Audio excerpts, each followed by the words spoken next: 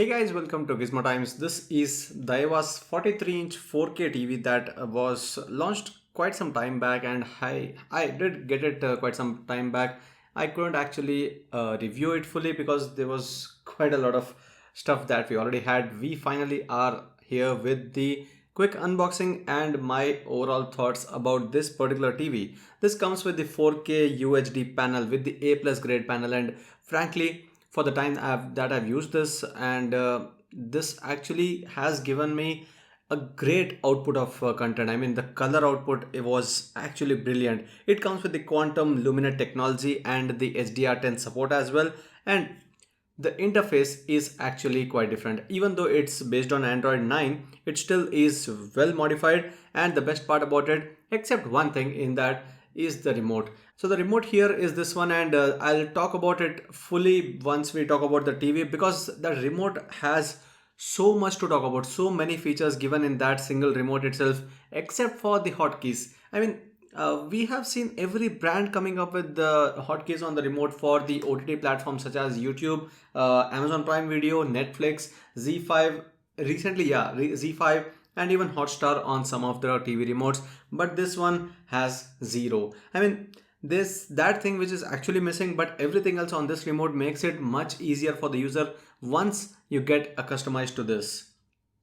And this has a lot of certified applications, and apart from the apps, usually what you see on Android TVs is only the applications that would give you all the content out there. But here it's not just the apps, but also the features, I mean, set up in this way. You have all these live news on the top, so there's multiple channels over there, and you can choose one of them. If you are someone who consume a lot of news, then you have some of the featured content there, and this is once you install the application. And yeah, once we go down here, you would see some of the app music hit list and everything. Okay, this is all okay. You have Netflix, which is pre-installed, but Hotstar was not pre-installed. Amazon Prime Video was not pre-installed, but you can still download them from the app list. So there's a shortcut to the app store from the remote, and from there you can go and search for the applications that you want to download and install, and you can easily install them there. And this comes with 2 GB RAM, 16 GB internal storage. That's a good thing once again, because most of the TVs that we see in this price range, this is priced at around 27 to 28,000 rupees, and then in this price range, of course, we've seen a lot of TVs offering up to only 1 GB RAM. And in a way, usually users don't really care about the RAM capacity there, but it does matter. Sometimes there's this force closing of the applications happening, and with the OnePlus TV recently, I did notice a lot of times the app going dead by itself, and you directly are pushed into the home screen. So these kind of things can be really avoided if you have a proper amount of RAM. I won't say that's the only thing here that is helping the TV, but at least the specifications given here are not bad. So 2 GB RAM, 16 GB storage, and you have a 20-watt surround sound box speakers, and Android 9. So now, if we take a look into the entire interface here, what you see are these things. I mean, you have the Spotify music. Of course, for everything you'll need your own account to be registered, and of course have that subscription. Otherwise, you won't be able to consume the media. And in a way, that is something as a disadvantage as well. You have a fully loaded screen on your in front of you, and if you don't have the subscriptions such as Spotify, this entire space is wasted. You would then feel like, why do you even have there when you don't have the subscription and you don't really need that subscription? So you'll have to work around and check out how to actually remove these sections from there, because otherwise it would be annoying if you are someone who doesn't have the subscription and still wants to listen to music. Now, if we go into the top of the TV's interface, you see these are the settings. These are the system settings, and where you have the option for network. The good thing is, for even a basic user, this is going to be very easy actually, because you see the network setting there, then you have the time setting, the common settings. Under common settings, you have the language and the input method and the device name. So that's it. These are the easy options. Then you have the Bluetooth option and the system info. Under system info, you'll see that this has Android 9, and this a quad core processor. So it's A55 quad core processor.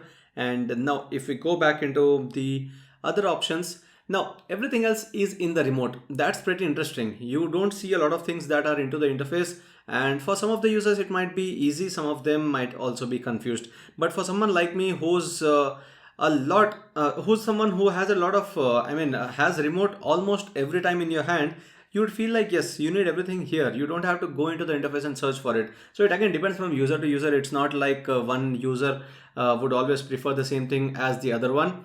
So now if we talk about the remote here, that's the interesting part. As I said, there's a lot of things that are given inside the remote. So this is the remote control on the Daiwa's TV, and you can see it has, I mean, a lot of buttons from the top to bottom. And what you see here initially on the top is the power button towards the center. On the left of it is the eco mode, where you can change the brightness or it actually changes the way the TV's brightness is. On the right, there's an eye safe mode, which keeps it better during the night viewing. Now below that you have the next, previous and the play and pause buttons, which are the regular ones. Below that is the stop and the skip and fast forward ones. So that is till these third row. Now the interesting part is here. You have the options for picture mode and sound mode, and along with that you have the option of freezing the content there, and you have the option of changing the aspect ratio directly through these buttons. And next one is the USB media button, and then you have the memory cleaner option. I mean, in which TV remote have you seen a memory cleaner option given there? But it is seen here. Next one is the setting option, which takes you to the settings, of course, and this one is the app button. So this is where you would actually see the app store. So this is where you can go and actually check out the different applications that are available. So you can search, or you can actually directly see from the featured applications. You have the View TV here, Twitch, and Sony Live is present here, Yup TV, and quite a lot of them there. You have the YouTube, Netflix, Jio Cinema, Amazon Prime Video, which has a different kind of logo, I'm not sure why, but you have the Spotify here, and Hangama Music, Hotstar. So all the featured applications are given here, and that's what this app store has. But again, there might be some of the apps missing out as well. We don't, I'm not really sure if we see some missing apps, but most of the common ones that we need are present there. That's what I can see here. Now, coming back to remote, the remote once again, you have the next as the menu, and you have the source. So under the source, you can easily see what are the different kind of ports available. So you have 3 HDMI ports there, and then you have 2 audio video ports, and there's one ATV port, and one is the USB port. So these are the different ports that are available there. Now again, coming back to this one, you have the option of the cursor as well. So again, that's something that you don't see in the regular times. So that's this cursor button. So you have the cursor as well. I mean, this is something that we don't really need, but it is still given here. And this is the entire center area of the navigation keys or the joystick keys. And below that is the volume control and the channel control options. And next, this is the button to reach to the actual home screen. So that's given there. There's a mute button as well. Below that is the screenshot button and e-share, as well as a sleep button that would give you a timer and before directly going into the sleep. And there's a direct browser shortcut as well. So there's a pre-installed browser which opens up whenever you tap on this button. And then finally you have the number keys, and in the end there's the information key and the previous channel. I mean, you can go back to the previous channel from here. So as I said, you can see, I mean, if you count the keys here, it could be one of the highest number of keys that you see on the recent times in any of the TV remotes. But it depends from user to user. I prefer having a lot of keys because it makes it easier, but some of the keys are actually unnecessary. I would say this entire row, which is actually unnecessary. I haven't seen a need for it during my use anytime. And some of these keys, they could have been avoided, but I'm still okay because sometimes I don't have to really go into the settings. When I'm watching a movie, I don't have to go into the settings. I can directly switch to those mode from here itself. So this was all about the remote. Now going back into the TV's display and the sound quality. The sound coming out of the 20-watt speaker here was actually pretty good. I mean, it was good enough coming out from the bottom as well. That was good. And you have a wide display with very minimal bezels towards the side. So there's quite a good display as well. And as I said, it comes with the 4K UHD panel. That's the A+ grade panel. Of course, the content quality is good. But again, as I said, some of the users prefer these kind of custom interfaces, and some of them prefer the basic Android that can be customized, where you have your own choice of app spotlights or featured content on the home screen. So whenever you reach the home screen, you need to have something that you want to see, not something that is always recommended. So it again depends from user to user. I would say if I have to rate this TV for the display quality, the sound quality and the interface, I would say the display was perfect. The sound was good enough and the interface is user based, and I'm okay with this interface, except for the fact that for someone who really needs everything, they need to have a subscription for everything here.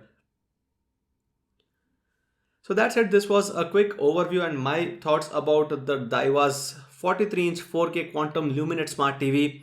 And I would say for the price, it's not bad.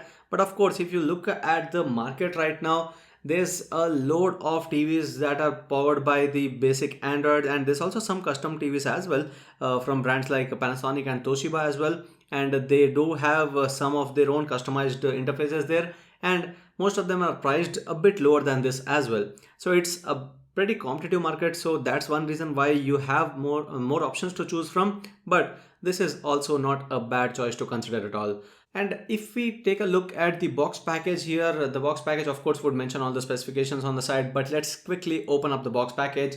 As soon as you open the box, you see the wall mount stand, which is a good thing. Again, you have the wall mount stand inside the box. You don't have to buy it separately or get it installed separately and pay for it.